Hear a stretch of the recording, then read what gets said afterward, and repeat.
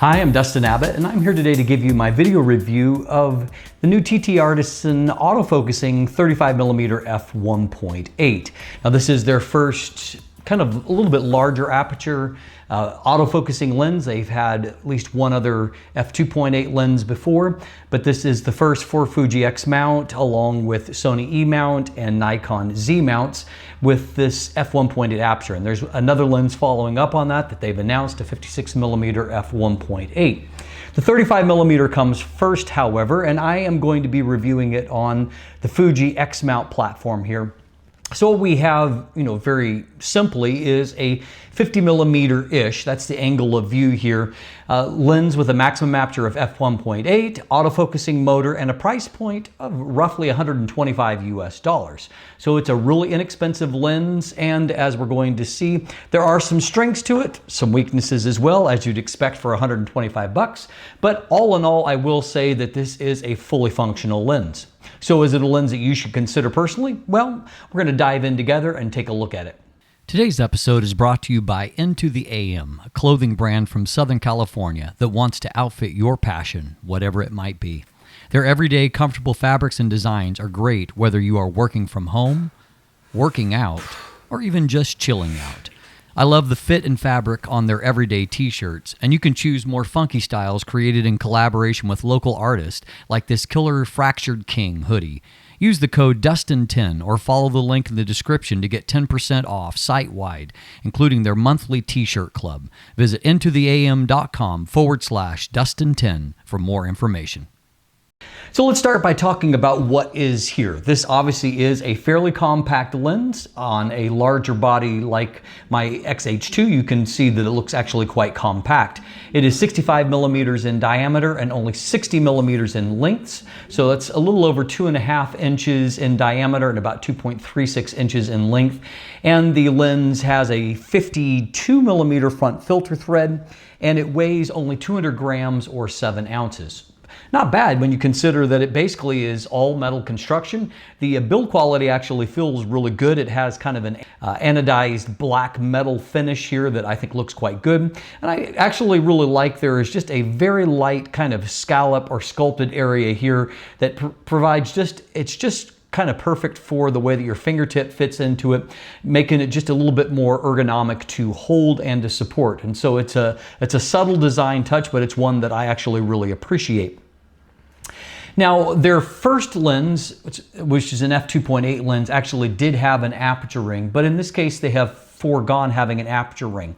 From what I understand before, their first lens, you actually couldn't control aperture from anywhere but the aperture ring. In this case, however, it is a fully electromagnetic aperture iris, so it's controlled from within the camera, as a lot of lenses do. Now, on some platforms, having an aperture ring is still fairly rare. On Fuji, it's kind of a standard feature, so certainly one that Fuji shooters are going to miss. There are no other switches, no AF/MF switch or anything like that. All of those kind of functions are going to have to be controlled from within the camera. Basically, the only thing on the lens barrel is the manual focus ring. Fortunately, at least they nailed that. It is all in metal, it has a nice ribbed feel to it, and it really is pretty close to perfectly damped. And I actually found manual focus to be a pretty decent experience here. There are 9 aperture blades inside, so it retains a fairly circular aperture shape. As you can see, stop down here, a little over 3 stops, you still have a reasonably circular shape to it. Now, I will note that the included lens cap here, it is metal, it's very nicely made, but it is a very odd shape. And when you put it on, and it does bayonet on as per normal, but as you can see, it creates almost like an anamorphic cutout, a rectangular shape there. You can't use filter threads or anything when you have that on. It obviously can't be reversed for storage. It's a little bit of an odd duck, and I'm not quite sure what the logic was behind this as opposed to a more conventional front lens hood, but that is what we have. Now, one feature that I do like is that there are actually some electronic pins in the rear lens cap and also a USB-C port on it. And so you will actually be able to do firmware updates via the rear lens cap. I think I like Viltrox's approach where the actual USB-C port is in the lens itself, in the lens mount, because there is the potential you could lose this, whereas if you have your lens, you're going to be able to connect it with the other approach. But at the same time, I do appreciate the fact that we have the ability to do firmware updates simply and directly to the lens. Now, one area that comes up a little bit short in my estimation is that our minimum focus distance is a fairly long 60 centimeters.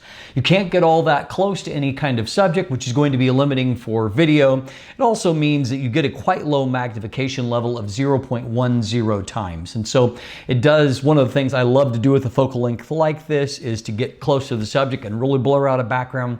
It's going to be less of that here because we don't have a great minimum focus distance.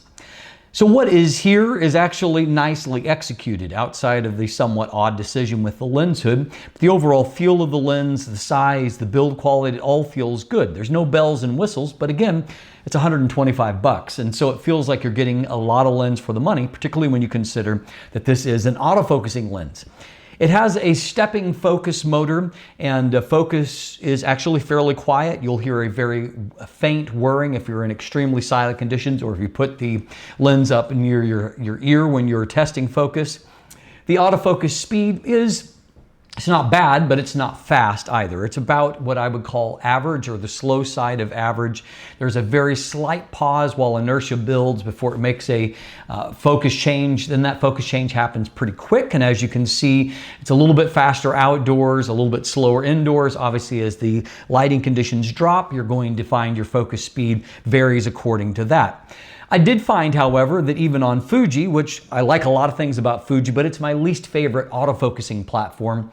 But even on Fuji, I found that autofocus was actually really quite good. And I was able to get good precision, whether focusing on inanimate objects, focusing on people, or when focusing for IAF on animals. And so overall, I had good accuracy. And I noted in my shots when I looked in at a pixel level that when it was an animal or human subject, that it was focused on the iris and not, on the eyelash or something similar. So I appreciate that accuracy. On the video side of things, I found that my video focus pulls feels like the TTArtisan actually tuned the lens for smoothness in the autofocus pulls. And so there are no visible steps. I do appreciate that. There's a nice steady pull back and forth. The pulls are slow enough that they have somewhat of a cinematic quality, but in some situations, they're not particularly reactive. And so if you're doing video work and you're going from one subject to another, for example, like with my hand test here, you'll see that can be a delay where I've removed my hand and it's, there's a little bit of a pause before it actually starts to transition to the new focus area. And so it's maybe not reactive enough for fast action. It's going to work best when you're looking to do a focus pull that has a little bit more of a steady cinematic kind of feel to it, but not if you're wanting to do reactive type video. But again, autofocus does work in both situations and works reasonably well. Now, when it comes to the image quality side of things, we have an optical formula of 10 elements in 8 groups. And if you take a look at the MTF chart, you can see that the centers are not superbly sharp. There is just a little bit of an uptick right off axis from center. And then you'll see a decline to where in the corners shows not particularly sharp image quality there. It's in many ways unfair in that here we have a really inexpensive lens and it is being thrown onto the most demanding platform that I review on. And this 40 megapixel sensor is the equivalent of over 90 megapixels on a full frame camera. It's just a lot of pixel density. And my experience is that even a lot of quite good lenses look a little bit softer, frankly, when I review them on the XH2. And as we're going to see, that is true of this lens as well. But let's dive in and let's take a detailed look at how the lens performs in a variety of different areas. So we'll start by taking a look at vignette and distortion. So as you can see here, there is a significant amount of vignette, which we'll get to in just a moment, but distortion is actually really, really mild, and you really could leave that uncorrected without any kind of issue. So I dialed in a +2, so just the tiniest amount of barrel distortion. Vignette's heavier, close to 3 stops, a +79. You can see to correct for it. Now, what's interesting is that I'll click over to this image here, and you'll see that there actually, for whatever reason, there is a profile that is here already, and it seems to be reasonably accurate in that there is no 35mm f1.8 lens by Fuji, and so I'm just kind of curious. It seems to line up with what this is designated at, which is just AF 35mm f1.8.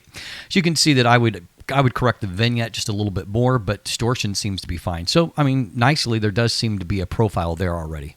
So we can see that this lens does suffer from some longitudinal chromatic aberration. You can see a bit of the kind of magenta fringing before the plane of focus, and definitely some of the green fringing after the plane of focus. So, for example, in a shot like this, if I zoom in on the areas that should be neutral white, you can definitely see some of that fringing that is showing up on the front of this lens, a little bit of magenta in this area here.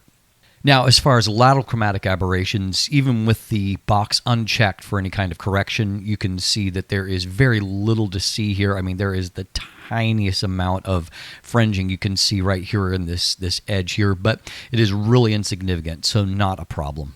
So as mentioned earlier, I'm going to throw this lens deep into the torture test here. So we have 40 megapixel sensor of the X-H2 on Fujifilm, and this is a 200% magnification. We can see in the center of the frame there is a decent amount of resolution. Contrast is not off the charts, and also what I tend to call acuity, or the ability to resolve fine details. You can see that it is lacking a little bit here. Mid-frame is actually fairly decent, and as we saw from the MTF chart, there is a little bit of a bump when you get right off axis here, so it means in this area it's a pretty good result. If we go down into the corner, you can see the corners are definitely softer and less contrast, ability to render those fine details. Now, for some context, here is the much more expensive Fujifilm XF 33mm f1.4. So I'm shooting it at f1.8 to give a comparison point. And just for comparison, this lens is about $125. This lens is $800. So obviously not necessarily a fair comparison. And as you can see, the Fuji definitely looks better. It's stronger and has higher contrast in the center of the frame, no question about it. Can resolve those fine details better. It's better in the mid-frame, and it's not as significant as in the center, but it's definitely there, and off in the corners, definitely sharper there as well. We'll look over at the other sides, and you can see it's better. It's not night and day better, but definitely better. Now, obviously, 40 megapixels is demanding even at a 1-to-1 pixel level rather than a 200% magnification that we've been looking at. You can see here, however, that in this scene where contrast, this is kind of a natural scene for good contrast, kind of dimmer, overcast lighting conditions. You can see that it actually looks quite good here as far as the detail on the subject. You can definitely see some of that fringing in these the water droplets that are out of focus there, but, not a bad-looking image. Likewise here, again, kind of a little more optimal conditions. You can see that, again, contrast isn't off the charts, but at the same time, that is very much a decent amount of detail and contrast for such a high-resolution sensor. Now, if we go from f1.8 to f2, just that mild stop down, some lenses have a real breakthrough if you just stop them down a tiny bit. That's not really the case here. You can see a tiny bit more contrast. Mid-frame looks maybe marginally better, but mostly the same. And if we go down into the corner here, corners look you just see just a little bit more brightness in the areas that should be bright, but not any kind of real jump forward. From f2 to f2.8, we see a little bit more improvement. Just contrast is improving. Looking back to the center, it's starting to look better, but you can see it just never really pops off the page. From f2.8 to f4, about a similar level of progression. And finally at f5.6, we are getting just a little bit better. And you can particularly tell that here in the corner, where the difference from f4 to f5.6 is pretty significant, in that now we've got some reasonable contrast and detail here in the corner of the frame. Look over at the left side of the image, and you can see it definitely looks a lot better at f5.6. Up in this zone here, again, just improved contrast and detail showing up, and up into the left corner you can see it doesn't look fabulous, but it looks fairly decent. Now, I didn't find that I was ever really blown away by real-world results as far as the detail for, say, a landscape image. You can see here in the center of the frame, looking fairly good. There's still some of these textures that are just a little bit muddy looking to me. And looking off into the corner, it looks about the same. It's not bad, as you can see, but it's not like that really crisp detail that I see from the best lenses. Now, after f5.6, we will see just in some areas it's a little bit of give and take at f8, some improvements in some areas, either flat or slightly worse in others. But what we're going to see after f8, particularly on such a high-resolution body, is that we're starting to lose some due to diffraction. In this case, I don't find the drop-off is as significant as I see in some other cases, but you can see that contrast is low on the right side, f16 versus f8 on the left side. Now, one quirk that I did see when shooting this test, I typically shoot these tests in AV mode, and so I'm not having to manually adjust for each stop. But in this case, it was really overexposed at f16, as you can see here on the left. So I actually worked through things just starting at the correct base ISO and correct exposure, and then I worked up manually. And when everything was fine through f11. When I got to f16, once again, it was overexposed. So my conclusion, I dialed in this image here, I took it down about a half stop. And so I think that what's actually happening is, for whatever reason, either there's a minor calibration issue at f16, or the aperture actually doesn't close down as much as f16, causing an overexposure there at the end, at least in the copy that I was testing. So just something to be aware of. I don't ever go in real-world shooting, I don't go as stop down to f16 because of the softening of the image anyway, but if you do that, you may just have to watch out for that metering quirk. So a quick revisit back to our up-close performance. So the magnification level, as we've already seen, was not particularly high. But I will say I'm actually fairly impressed by how good the image looks up close. It almost seems to be better optimized in this zone than what it is, say, for landscape, where I didn't feel like it resolved the fine details as well. This actually looks quite good.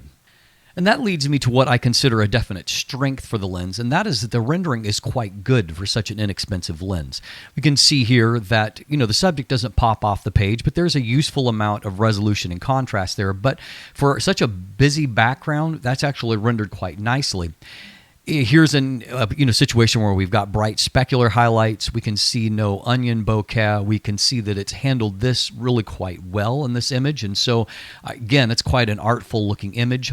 Another shot here. I was having some fun with some of my old camera models, and you can see that it's held up pretty well. A little bit of outlining in the bokeh here, but overall, it looks pretty decent. A shot like this has a lot of potential for ugliness. You can see that there is a little bit more outlining and jitteriness in the transition zone than what I would love, but in general, it's actually handled that fairly well. And here, as you get a little bit closer, again, there's more transition zone here, but it's handled all that fairly well. This is a little bit more optimal, where the distance to the background is better, and you can see that it's really blurred things out nicely. It's very creamy looking. This shot here, I think the foreground bokeh is handled really, really nicely, and so we've got a nice looking shot there of Ferrari. And here with a monochrome of the lock that I often shoot, you can see the transition away from, a nice line of focus here. The foreground looks good, and the background is defocused nicely as well. One final one is we can see here that, again, we have a fairly good ratio here, so it looks good on the subject, but as we transition towards the background is really rendered it's pretty creamy and nice there. So for such an inexpensive optic, if your priority is more about the rendering rather than absolute sharpness, you may actually be quite happy with this lens. Now, if you're going to enjoy the overall performance when it comes to flare resistance, you have to really love flare artifacts and strange and psychedelic things. And as we can see, either from these still shots or even more so if I begin to move around in video, you can see that basically every kind of flare artifact imaginable is produced by this lens when a bright light like the sun is in the frame. And so it just produces a lot of really, really crazy looking artifacts, and It does it wide open. It does it when it's stopped down. There doesn't seem to be any kind of coatings that are stopping the sun at all. And so for some of you that really like artistic flair, and I'll show you this photo right here. In this case, I actually think it looks pretty cool. It's an artistic effect that is useful, but because it is so pronounced, you're going to have to be really careful in composition to make sure that your shots are not ruined by that flare. So anyway, just definitely something to bear in mind if you're going to purchase this lens. So as you can see, particularly on the note that we ended on, it's a fairly psychedelic flare resistance, if you're going to call it that. So maybe some improvement in coatings would be warranted in the future. But at the same time, I will say this is a fairly complete lens for just $125. It certainly is more than what we've seen in the past. Going back, you paid more than that going back a long time ago for a plastic fantastic 50mm f1.8. This has a much nicer build quality. It has a nicer focus motor than what lenses like that did. You know, overall, this is a fairly strong lens for the money. It obviously does have some serious optical flaws, but it also has some nice optical strengths, most notably fairly nice rendering to the images. I would say that this is a good option for those who don't like the overcorrected modern look. That's a little bit more clinical and just aberrations are a little too corrected for your taste. This is a lens that definitely has a bit of a retro vibe and some of that flare resistance and has a little bit more chromatic aberration, but also has some nice rendering in the out of focus areas. It's a lens with some character, and I would say that I consider it a more viable option on any of the platforms, save the 40 megapixel range here on Fuji. So if you're shooting on one of the 24 or 26 megapixel cameras from either Fuji or other brands, it's going to show up better on those. It'll probably look quite good on the lower resolution Nikon Z or Z format APS-C bodies.